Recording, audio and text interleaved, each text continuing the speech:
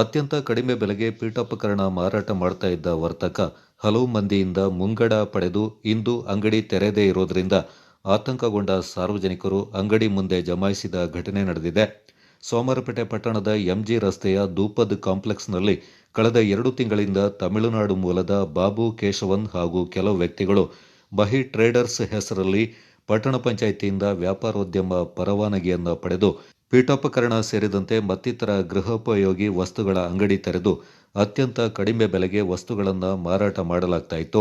ತಾವು ಖರೀದಿಸುವ ವಸ್ತುಗಳ ಹಣವನ್ನು ಮುಂಚಿತವಾಗಿಯೇ ಕೊಟ್ಟು 10 ದಿನಗಳ ನಂತರ ವಸ್ತುಗಳನ್ನು ಪಡೆಯಬೇಕಾಗಿತ್ತು. ಈ ರೀತಿಯಾಗಿ ಹಲವು ಮಂದಿ ಸೋಫಾ ಸೆಟ್, ಮಂಚ, ವಾರ್ಡ್ರೋಬ್, ಚೇರ್ ಮುಂತಾದ ವಸ್ತುಗಳನ್ನು ತೆಗೆದುಕೊಂಡು ಹೋಗಿದ್ದಾರೆ. ಒಂದೆಡೆ ಸ್ಥಳೀಯ ಪೀಠೋಪಕರಣ ಅಂಗಡಿಯವ ಕೆಂಗಣ್ಣಿಗೆ ಗುರಿಯಾದರೆ ಮತ್ತೊಂದು ಕಡೆ ವಿಚಾರ ಊರೆಲ್ಲ ಹರಡಿ ಕಡಿಮೆ ಬೆಲೆಯಲ್ಲಿ ವಸ್ತುಗಳನ್ನು ಪಡೆಯಲು ನಾಗರಿಕರು ನಾಮುಂದು ತಾಮುಂದು ಅಂತ ಹಣ ನೀಡಿ ಬುಕ್ ಮಾಡಿದ್ದಾರೆ. ಆದರೆ ಇಂದು ಬೆಳಿಗ್ಗೆ ಅಂಗಡಿ ತೆರೆಯದೇ ಇರೋದ್ರಿಂದ ವಿಚಾರ ತಿಳಿಯದ ನೂರಾರು ಸಂಖ್ಯೆಯಲ್ಲಿ ಸಾರ್ವಜನಿಕರು ಅಂಗಡಿ ಮುಂದೆ ಜಮಾಯಿಸಿ ಕೂಗಾಡತೊಡಗಿದ್ರು. ಕೆಲವರು ಅಂಗಡಿ ಬೀಗ ಒಡೆದು ಒಳಗಿರುವ ವಸ್ತುಗಳನ್ನು ತೆಗೆದುಕೊಳ್ಳಲು ಚರ್ಚೆ ನಡೆಸ್ತಾ ಇದ್ರು. ವಿಷಯ ತಿಳಿದು ಪೊಲೀಸರು ಸ್ಥಳಕ್ಕೆ ಆಗಮಿಸಿ ಅಂಗಡಿ ಹಾಗೂ ಕೆಲವು ವಸ್ತುಗಳನ್ನು ತಮ್ಮ ವಶಕ್ಕೆ ಪಡ್ಕೊಂಡು ಅಂಗಡಿ ಮಾಲೀಕನ ವಿರುದ್ಧ ದೂರು ನೀಡಲು ತಿಳಿಸಿದ ಹಿನ್ನೆಲೆ ಕೆಲವರು ದೂರು ದಾಖಲಿಸಿದ್ದಾರೆ.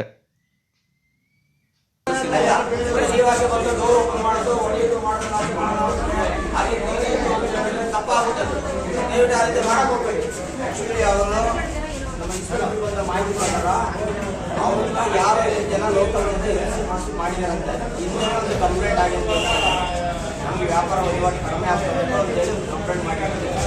ಆ ಭಯದಲ್ಲಿ ಅವರು ಹೊರಗಡೆ ಹೋಗಿದಾರಂತೆ, ಸ್ವಿಚ್ ಆಫ್ ಮಾಡ್ಕೊಂಡು ಹೊರಗಡೆ ಹೋಗಿದಾರಂತೆ. ನೀವೇನಾದರೂ ಆ ರೀತಿ ಇದನ್ನ ಲೋಕಲ್ ಯಾಕೆ ಓಪನ್ ಮಾಡೋದಾಗಲಿ ಮತ್ತು ಅವ್ರಿಗೆ ಬಂದು ನಮ್ಗೆ ಅಷ್ಟಿತ್ತು ಅಂದರೆ ಯಾರು ತಪ್ಪಾಗುತ್ತೆ. ನೀವೇನಿದೆ ಕಂಪ್ಲೇಂಟ್ ಕೊಡಿ, ಅವ್ರು ನಾವು ಕರ್ತೀವಿ, ವಿಚಾರಣೆ ಮಾಡಿ ನಿಮ್ಗೆ ಏನು ಅಂತ